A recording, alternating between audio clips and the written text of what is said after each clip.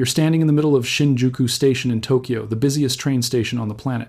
Every day, over 3 million people pass through. It's rush hour. And yes, it is loud, but not in the way you'd expect. Because if you look down, right there, beside a pillar near the ticket gates, there's a 5-year-old boy, sitting, still, no iPad, no snacks being negotiated, no whispered threats from a frazzled parent, just a little boy watching the trains go by, utterly at peace with the world. Now I want you to hold that image in your mind, because I'm about to tell you something that will reframe everything you think you know about raising children.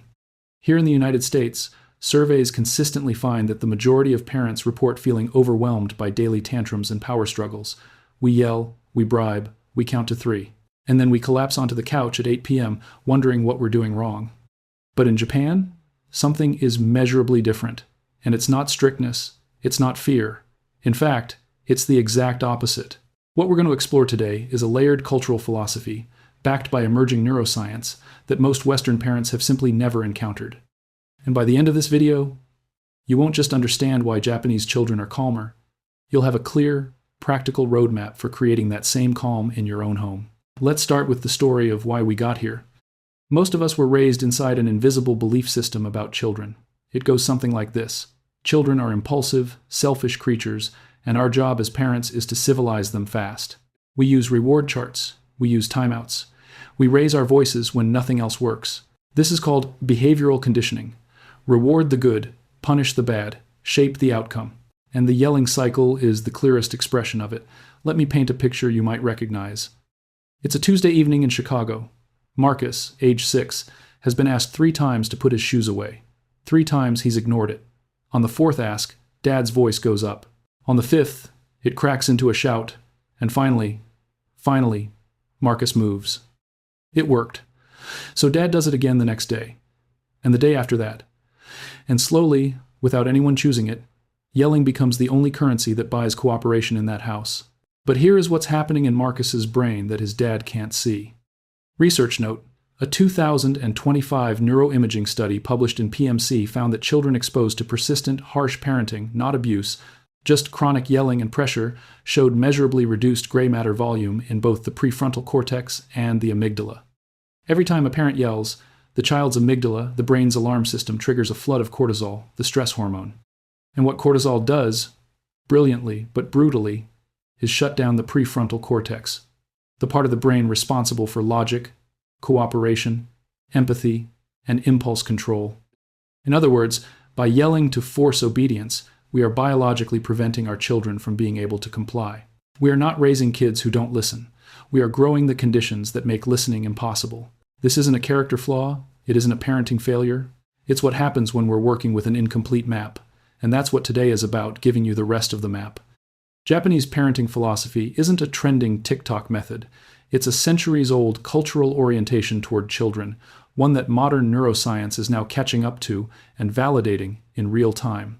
Let's walk through it together. Rule 1. Shitsuke. Beautiful training.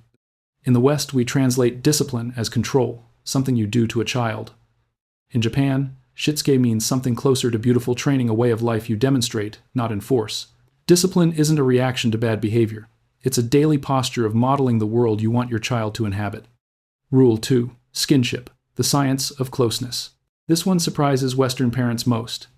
In Japan, mothers practice something called skinship-sustained physical closeness.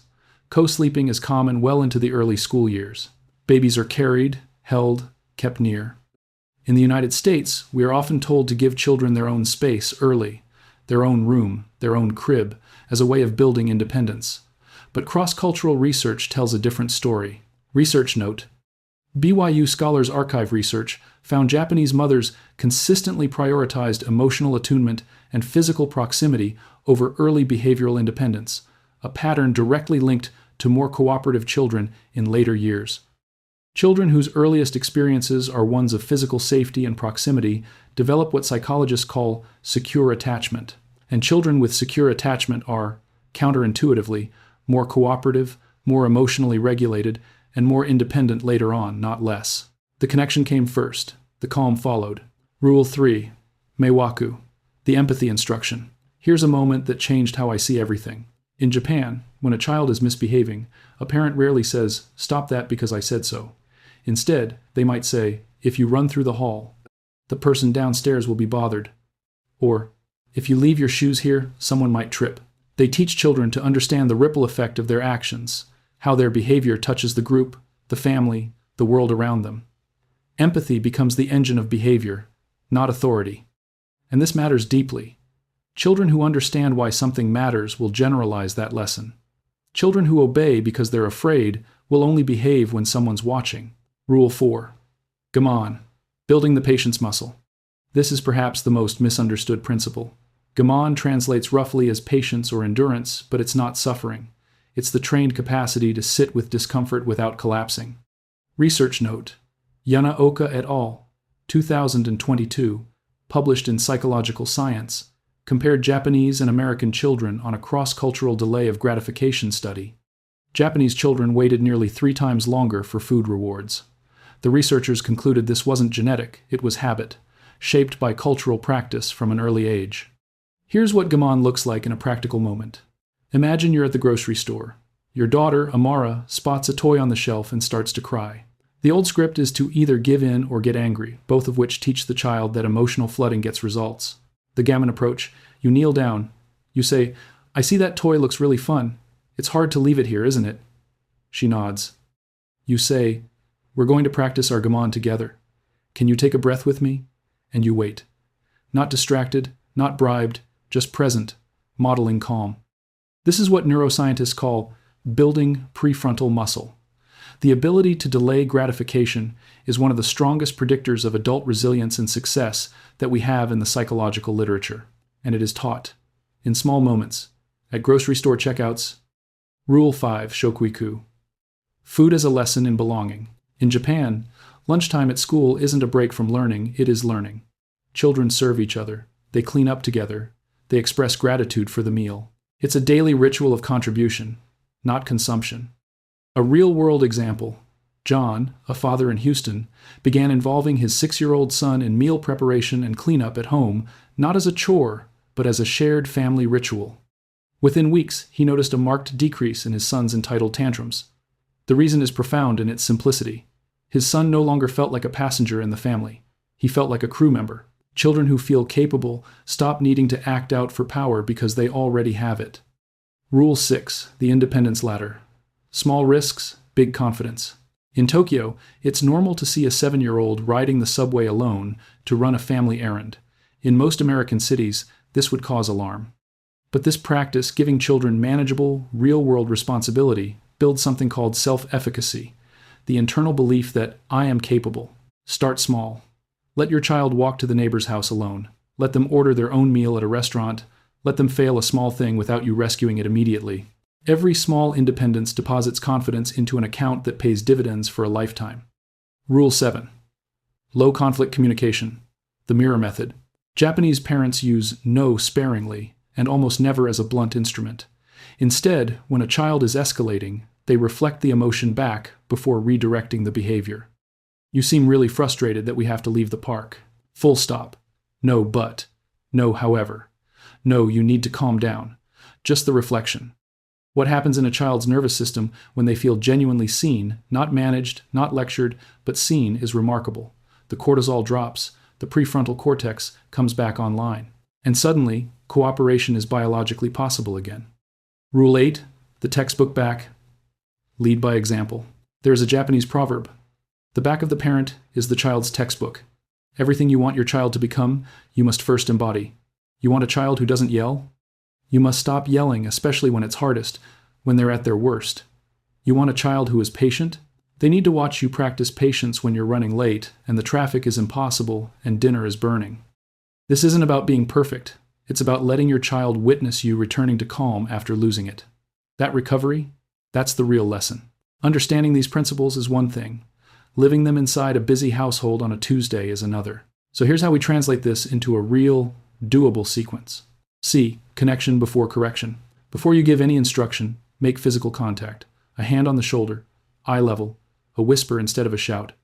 You are not just being gentler, you are activating your child's social engagement nervous system, which is the only state in which learning and cooperation can actually occur. A. Attachment investment. 15 minutes of uninterrupted floor time every single day. No phone, no agenda, just you, following their lead. Children who receive this kind of attuned parental presence are more cooperative, more emotionally resilient, and more trusting of boundaries because the relationship account has been filled. L. Logical limits. Every rule in your house should come with a because that a child can understand. Not because I said so, but because when we leave shoes in the doorway, someone might fall and get hurt, and we take care of each other in this family. The why converts a command into a value. Values are internalized. Commands are resisted. M. Modeling the standard. You are always teaching, whether you intend to or not. The question is only what lesson you're delivering. When you speak quietly under pressure, you teach quiet strength. When you repair, after a rupture, when you go back to your child and say, I raised my voice and I'm sorry, that wasn't fair, you teach repair. And repair, in the end, is the skill that sustains all relationships. Here's the shift that underlies all of this, and it might be the most important thing I say today. The goal was never obedience. The goal is relationship. And from a deep, safe, genuinely connected relationship, cooperation flows naturally not because children are afraid of consequences, but because they are bonded to the person asking. Japanese parenting, at its heart, is not a set of techniques, it's an identity. I am not the boss of this child, I am their guide. And my greatest tool is not my authority, it's my example. When you combine these ancient cultural principles with what modern neuroscience now confirms about the developing brain, the results aren't just calmer children, they are children who feel genuinely seen. Families where connection, not fear, is the operating system. That's what we're building here, your first step right now. When this video ends, I want you to do one thing. Go find your child wherever they are in the house. Don't say anything about their chores, don't mention homework. Just find them, get to their level, and hold them for 10 seconds. That's it. That's the whole assignment. Tomorrow, try the proximity rule. No calling from other rooms. Just walk to them every time. Do that for 7 days. Come back here and tell me what you noticed. And if you're ready to stop the yelling cycle for good, drop the in the comments right now and share this video with others that might truly need it. By the way, I read the most interesting comment in our next video. You won't want to miss it.